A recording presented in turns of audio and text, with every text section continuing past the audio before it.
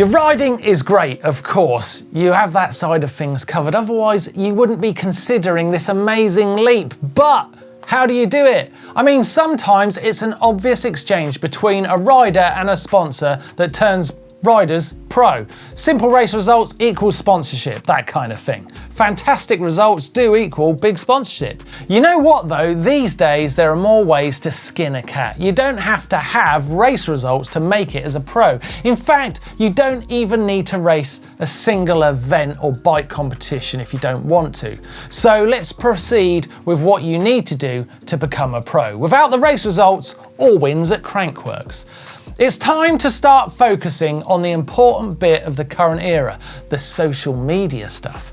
That's right, you can turn your followers, your audience, into something very, very valuable. So valuable that you can become a very influential rider. So influential that bike brands and other commercial sponsors will be very interested in accessing that audience through your social media. To help make it happen, you can apply a few tricks to how and what you post and how you treat your social page itself. These techniques will really make your pages work for a potential sponsor, along with keeping it a very easy page to follow for your audience. The first thing I want to talk about is network. Let me explain. When I started riding back in 1992, I was in the sport that's growth was crazy. Mountain biking was one of the fastest growing sports in the world. It was developing. Back then, it was all about magazine pages and magazine covers. Through mutual interests, I found it very natural and easy to make friends, not only with the competitors, but also the people in the industry, like journalists and photographers. I didn't know it, but I was building a network that would put me in great positions when it came to press coverage. That philosophy still applies today in both the physical sense, but also digitally. Every page you come across on social media is a potential piece of your network. So when you feel like a brand, a photographer, a videographer, or a fellow rider is someone who could be an important part of your network, then start chatting. Comment on their posts and let them get to know you through those consistent messages and interest. Spark up conversations with them on direct messages. Get involved. The contacts you make, the community you join, this will be the people who help you make it as a pro. You need to get the following for sure, but as you grow the numbers, you need the brands and riders to notice. And once you've done the hard work of building that audience, you need to be someone these brands will know and understand. During a 30-year span, I've seen the real estate that sponsors want change an awful lot. Originally, it was all magazine covers and pages in the magazines themselves. Then the focus shifted to ticket sales on live events and experiences. Then the websites took over and it was all about page impressions. The next big shift came with the view count on YouTube videos, closely followed by the myriad of likes, shares, follows, and all the social platforms. My point here is that at times I've been an early adopter of the next place I needed to have presence for my sponsors. At other times I've been behind the trend and missed out. You've got to be ready to evolve and change. Be an early adopter. So don't be afraid to try that new platform that you've heard about. It could be the next big thing. Once upon a time, everyone was talking about a guy called Danny McCaskill. Have you seen that guy on YouTube? It's all I heard.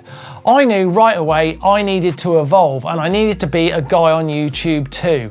And that is how you've got to think. What's the next big thing? How do you see yourself on social? Do you present the right image that a brand would endorse? It doesn't take too many social faux pas to make your social very undesirable to a brand. You need to be careful what character profile you're creating online. Is it a good representation of your positive image? Treat your online self like a brand. One way to do this is have a consistent impression on your social story. What I mean by this, if you want to be a bike rider, your page needs to look like bike riding. If your page looks like late night parties and cat pictures, then no bike brand is going to find you interesting. It sounds simple, but it takes some thought to keep your page in line with what you want to present, and a bit of discipline too. So create some rules. This is achieved by creating some rules to follow. Decide what your personal brand will and will not do on social media.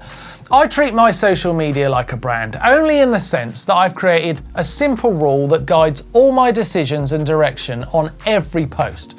Just like a brand has guidelines, my simple rule is be positive, and I look at it like this. Firstly, every tweet or Instagram post I send will only enforce someone's positive thoughts on their day.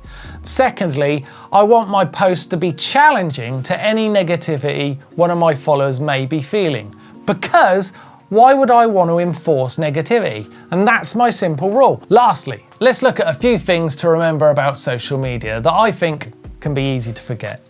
I think it's important to remember what a follower on Twitter, Facebook, Instagram, or TikTok is. Of course, they're people. Now imagine your 300 followers all stood around you in an attentive way, actually stood there looking at you and waiting to listen to what you had to say next. Well, you would be intimidated by the sheer scale and number for sure, quickly followed by an overwhelming realisation of the great fortune you have, the gratitude you should have that every single one of them is interested. They're lending you their ears for free. They're interested in what you have to say and what you want to do. So make it count and make it worth watching. Don't take the audience for granted. Give them something good. Realise that a follower is not just a digit, it's a real person. Give them all the respect, manners and thoughts you would give them as if they stood right in front of you. Now keep these things in mind and start building your personal brand. A brand that will make you the next Fabio Widmer. That would be sick. See what I did there? Remember to follow people back, make a point to chat with photographers and journalists, make friends and talk bikes. These connections will grow your understanding of the industry and they will really count when it comes to media coverage. So, have I helped you on the path to becoming a pro? Let me know in the comments section below. And if you have any tips or stories about becoming a pro, then leave that in the comments too. You'll not only be telling me, but all the readers as well. Thanks for watching and click over here for a crash course playlist from Neil. What's he got? See you next time.